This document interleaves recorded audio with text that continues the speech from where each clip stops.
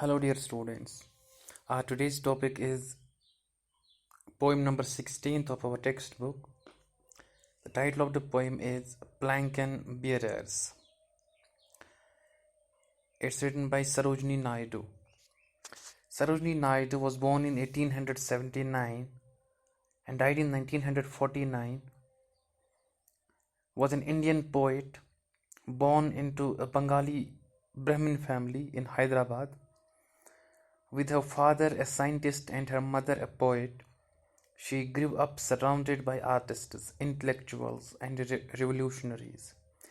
A brilliant student, she entered Madras University at the age of 12. About that time, she began also to write poetry. In 1895, she was sent to England to study at King's College, London, and Girton College, Cambridge, before poor health forced her to abandon her studies and return home. In 1929, Sarojini Naidu became first Indian woman to be elected as the president of the Indian National Congress, and continuing her active participation in Gandhi's program of Satyagraha, a non-violent form of protest, was jailed on several occasions by the British.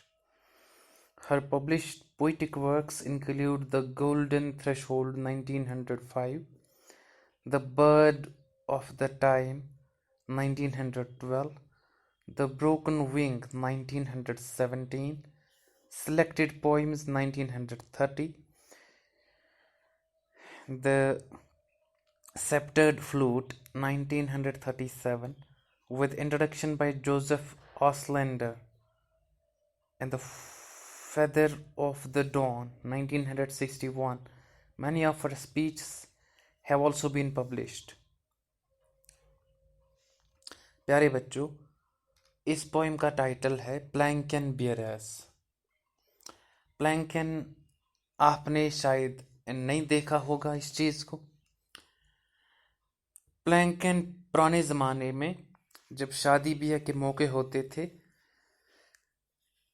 आज के ज़माने की तरह गाड़ियां नहीं हुआ करती थी और पैदल एक जगह से दूसरी जगह लोग जाते थे, आते थे, और मीन्स ऑफ ट्रांसपोर्टेशन जैसा कि किश्तियां इस्तेमाल होती थीं या वो बैलगाड़ियां होती थीं या वो घोड़े से चलने वाली वो टांगा जिसको कहते हैं रथ, वो हुआ करते थे। और शादी ब्याह के मौके पे क्या होता था कि एक छोटा सा एक महल जैसी चीज बनाई जाती थी और दुल्हन को उसी में बिठा करके लोग कंधों पे उठा करके ले जाते थे। उसी को कहते हैं प्लैंकन, और बियरर्स कहते हैं उन ले जाने वाले लोगों को जो उस डोली जिसको कहते हैं प्लैंकन को, उस डोली में जो दुल्हन बैठी होती थी, फिर उस डोली को ले जाने वाले जो लोग होते थे उनको कहेंगे बियरर्स, ले जाने वाले लोग। The poem beautifully compares the bride to numerous images. और ये पोएम जो है, इस पोएम में बड़ी खूबसूरती के साथ इस दुल्हन को कंपेयर किया जाता है बहुत सारी चीज़ों के साथ। The bride is carried in a plankin which was until recently a part of Indian culture. और ये जो प्लैंकन जिसको डोली कहते थे हमारी भाषा में, हमारी ज़ुबान में, ये हिंदुस्तानी रीति रिवाज में काफ़ी रीसेंट तक इसका रिवाज था। अब कुछ ही टाइम 10-20 साल या उससे ज़्यादा इस फैशन को ख़त्म हो गए, ज़्यादा देर नहीं हुआ है अभी। तो हम पोएम को शुरू करते हैं। Lightly O lightly we bear her along, आहिस्ता से हम उसको ले जा रहे थे। किसको? दुल्हन को, इस डोली में बिठाकर, प्लैंकन में बिठाकर। She sways like a flower in the wind of her song. स्वे कहते हैं झूलने को। जब आप कंधों पे ले जाएंगे कोई चीज तो वो झूलेगी वो चीज, ठीक। उधर इधर हो जाएगी, स्मूथली नहीं चल पाएगी। और इस तरह झूलती थी ये डोली हमारी जिसमें हम इस दुल्हन को ले जा रहे थे। Like a flower in the wind of our song, जैसा कि कोई फूल होता है और फिर तेज हवा चलती है, जैसा वो फूल झूलता है, इस तरह हमारी ये दुल्हन इसमें झूलती थी। She schemes like a bird on the foam of a stream, और स्किम भी कहते हैं झटका खाने को, ठीक। ये इस तरह झटका खाती थी ये दुल्हन, जिस तरह वो छोटा सा जानवर जो होता है, एक बर्ड, और जहाँ पे पानी से फोम बना होता है, फोम समझते हैं, जो जाग जैसी होती है, जो साबुन जैसी वो चीज़, और वहाँ पे जो जानवर आकर के रुक जाता है कीड़े मकोड़े खाने के लिए, जिस तरह वो जानवर झूलता है उस फोम के ऊपर, इस तरह ये हमारी दुल्हन हमारी इस डोली में झूलती थी। She floats like a loaf from the lips of a dream, और ये इस तरह चलती थी, ये इस तरह फ्लोट करती थी, चलती थी ये हमारी दुल्हन, जैसा कि किसी का हंसना हो उसके होंठों पे। Gaily O gaily we glide and we sing, gaily कहते हैं हैप्पीली को, ठीक। खुशी खुशी हम इसको ले जा रहे थे इस दुल्हन को, और हम गाना गा रहे थे इसको चलाते चलाते। We bear her along like a pearl on a string, और हम इसको ले जा रहे थे आहिस्ता आहिस्ता, जिस तरह माला में कोई मोती हो और उसको ले जाया जा रहा हो। Softly O softly we bear her along, आहिस्ता से हम उसको ले जा रहे थे। She hangs like a star in the dew of our song, तो ये उस तारे की तरह चमकती थी ये दुल्हन, जो आप देखते हो शबनम के कतरे में से किसी चमकीली चीज को, जिस तरह वो चमकती है, इस तरह ये चमकती थी ये दुल्हन। She springs like a beam on the brow of the tide, और ये इस तरह चलती थी जैसा कि कोई बीम हो, कोई पोल हो, खंबा जिसको कहते हैं। और आपने टाइड देखा होगा, पानी पे जो लहर बनती है, ठीक, और उसके उस बीम पे, ब्रो कहते हैं उसको फ्रंट वाले हिस्से को, ऊपरी वाले हिस्से को, और एक टाइड जो गुजरती है पानी में से, और उसकी वो जो बीम होती है, ब्रो होता है, और उस पे कोई चमकने वाली चीज, जैसा कि ये दुल्हन थी। She falls like a tear from the eyes of a bride, और ये दुल्हन जो थी, ये जैसा कि वो आंसू का कतरा था जो एक दुल्हन के आंख से गिरता है, चमकीला सा। Lightly O lightly we glide and we sing, आहिस्ता से हम उसको ले जा रहे थे और हम गाते थे। We bear her along like a pearl on a string, और हम उसको ले जा रहे थे ऐसे जैसा कि माला में कोई मोती लगा हो, और हम उसको ले जा रहे हैं। तो बहुत सारी चीज़ों के साथ इसको कंपेयर किया जाता है इस पोएम में, और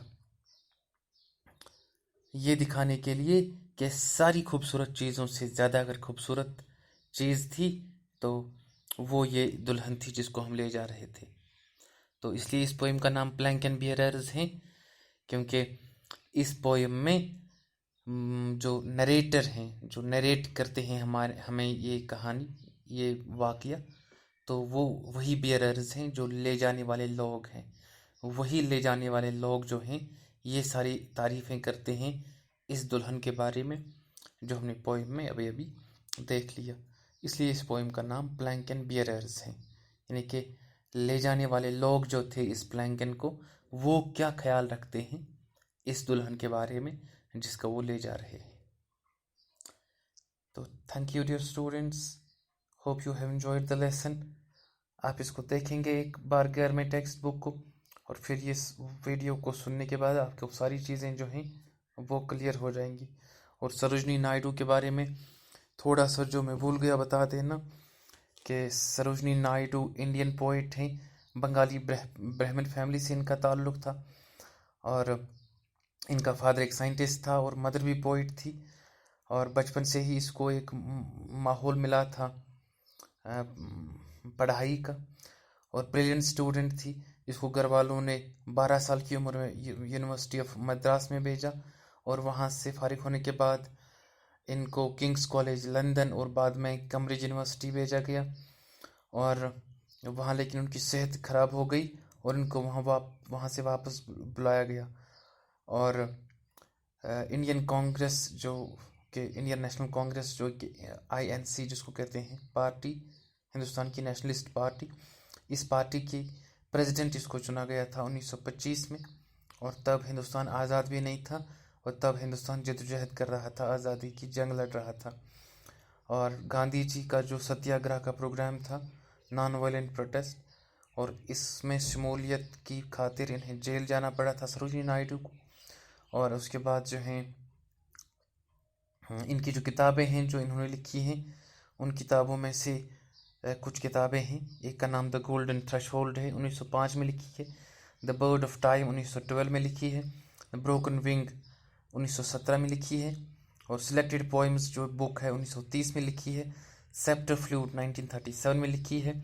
the feather of the dawn 1961 में लिखी है ये किताब। और इसके अलावा इनके जो स्पीचेस हैं जिन्होंने अलग अलग मौक़ों पे दिए हैं, उन स्पीचेस की भी बहुत सारी किताबें जो हैं वो शाया हो चुकी हैं। उनके नाम लेकिन हमें यहाँ पे नहीं बताए गए हैं। और ये आप याद रखेंगे सरोजिनी नायडू के बारे में। और सरोजिनी नायडू के बारे में एक और बात ये भी याद रखें कि इन्हें एक खिताब मिला है, वो है द स्काईलार्क ऑफ इंडिया, यानी कि एक वो स्काईलार्क एक ऐसा जानवर है जिसके बारे में ये मशहूर है, ये बात है कि वो उड़ते उड़ते जो है गा के चलती है। और उसी तरह जो है इनको ये खिताब मिला है द स्काईलार्क ऑफ इंडिया, यानी कि एक ऐसा एक जानवर है जो हमेशा गाती रहती है। और इसलिए इसको ये खिताब मिला है क्योंकि इन्होंने बहुत ज़्यादा पोइट्री लिखी है। और एक ज़माने में सरोजिनी नायडू जो हैं एक वो हाउस होल्ड नाम बन चुका था कि घर घर इसके गीत गाए जाते थे, इसकी पोइट्री पढ़ी जाती थी, सुनी जाती थी, समझी जाती थी। Thank you dear students.